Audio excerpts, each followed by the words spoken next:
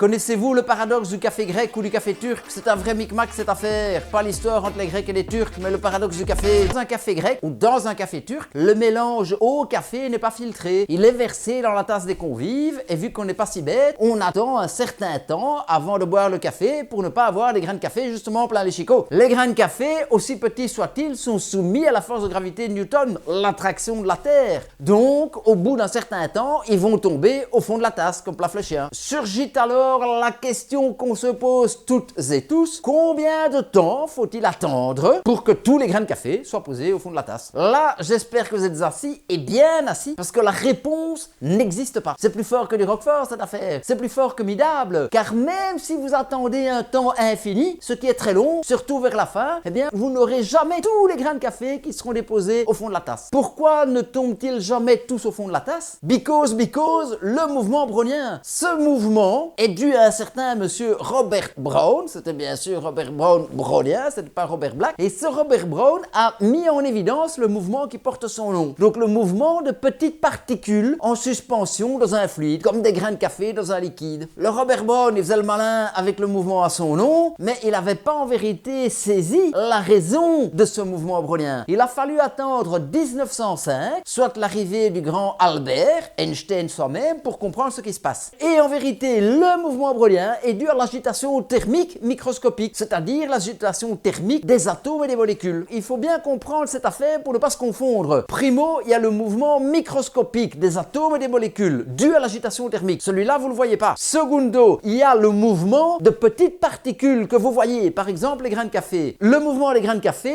est dû au mouvement, à l'agitation thermique des atomes et des molécules que vous ne voyez pas. Le mouvement brownien, c'est ce qu'on voit, les petits grains de café qui bougent dans le liquide, et l'explication du mouvement brownien, c'est l'agitation thermique. En conséquence de la morale de la fable, avec un café grec ou un café turc, vous aurez toujours les grains de café en suspension. Maintenant, vous saurez pourquoi. Et le corollaire de la chanson, faites un café italien, c'est moins foireux. Salut, Cos.